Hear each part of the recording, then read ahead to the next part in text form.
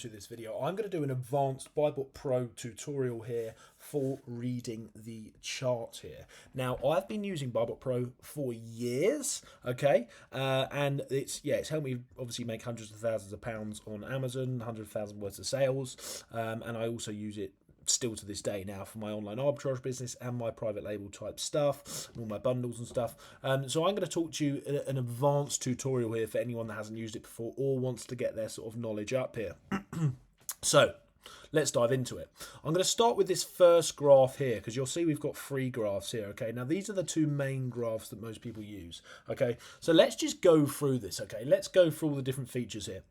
Now, what you'll notice here is the BSR rank here, which is this green one here. So the BSR rank is probably the most important graph to actually look at, this green one here. So let's turn everything else off there for a second just so that you can have a look at this.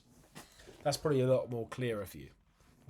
So what's the BSR rank? What's this all about? What's about this graph? Okay, so those that don't know, okay, the BSR rank is letting us know how many sales this product is getting. So most people ask, you know, when they're starting out, what's a good BSR? Okay, what's a good BSR to have? Well, the truth is a BSR rank never stays the same. A BSR rank is best sellers rank, okay, and that means, for example, that's 60 in the category at the moment, or that's 392. And as you can see, it's going up and down all the time depending on the sales. You're not looking for, it doesn't actually necessarily matter what that BSR rank is at any one time. What matters is the item getting sales.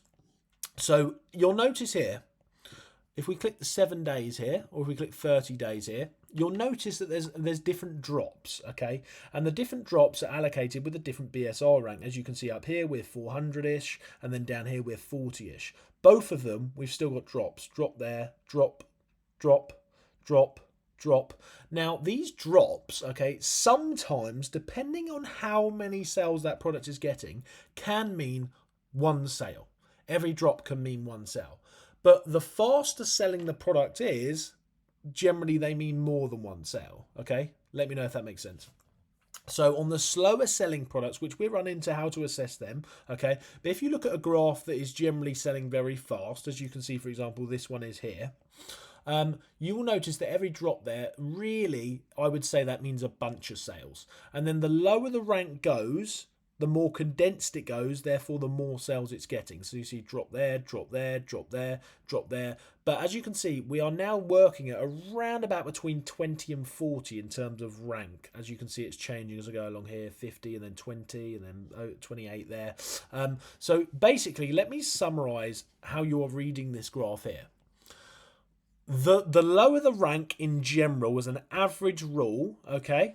As you can see down here, it's a lot lower. It means the sales are a lot faster. Okay, the sales are going a lot faster and a lot more compact. It means that in the last few days, since January the 30th to past 19th of February, this little area here is a really low rank, which means it's selling really, really fast all of a sudden. And I know why. It's because it's coming up to Easter. And this is a seasonal item. This is cream eggs, okay?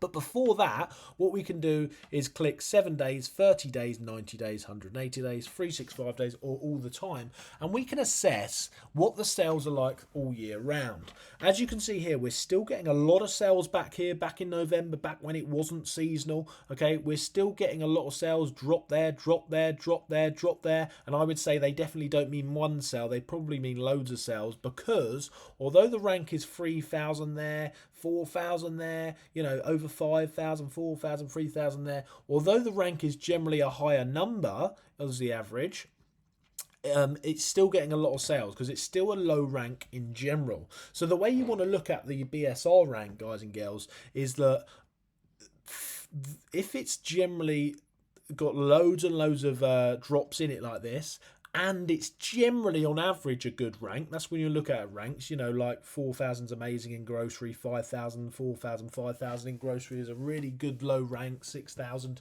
If it's consistently at that sort of rank and there's loads of drops, it means it's selling well. If it's at a crazy low rank like this, like 20, 30, 40 plus, minus, whatever, then it means that it's an amazing seller, okay?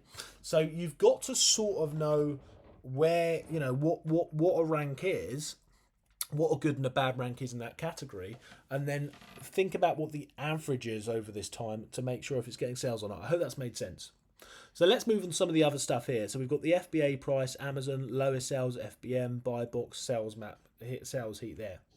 So moving on this graph, you'll also notice that there is this blue line here, and that blue line and the purple line there and the pink line there, as you can see, and the FBM line there. Okay, so all of them ones there, so below the BSR, all them four below, that gives you an indication of what the price is in these different areas.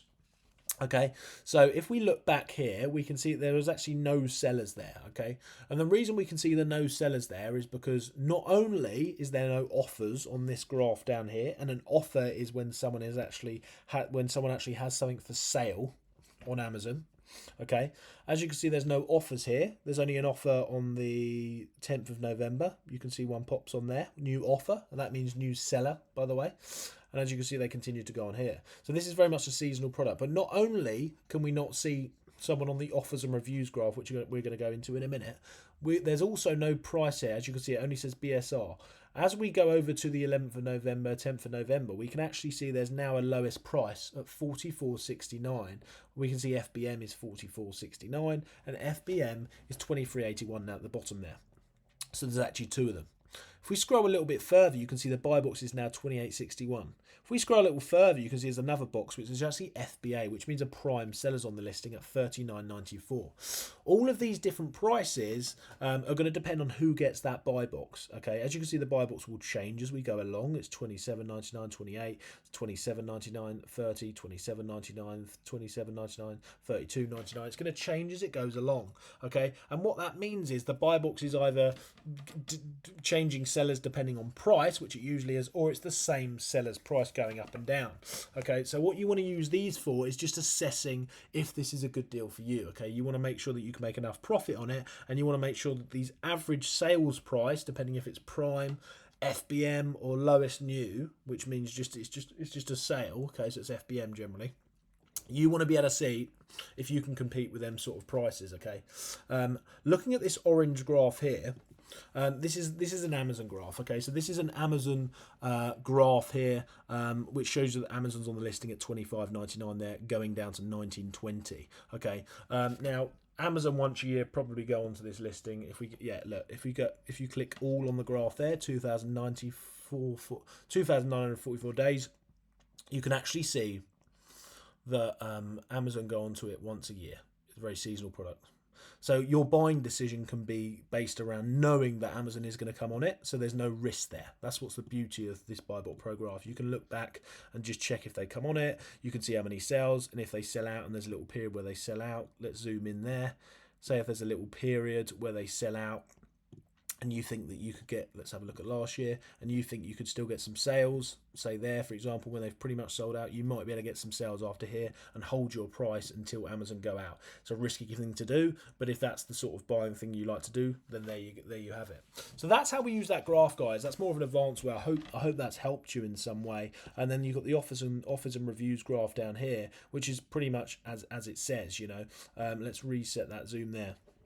If you click the last 90 days, this actually, or 180 days, the offers and reviews count just shows us if there's any offers at all, which there isn't there, and then any new offer will show here in the numbers. So this gives you a really good idea of how many sellers are on that graph, or how many are gonna come on, looking at last year's there. As you can see, 30. So they only started dropping off after the 8th of March. Amazon left as well, which meant that anyone after that, around about Easter time, was still clearing up, and a lot of sales here, because you can see the BSR is still low, it's still going up and down, it's still got spikes, it's still selling. As you can see, Amazon are popping on and off because they're going in and out of stock, and then sellers are falling off here because all their stock's running out. So if you could actually stay in stock around this period, I can almost guarantee you there'd be a lot of money to be made if you could buy this product at a good price. So I hope that video's helped.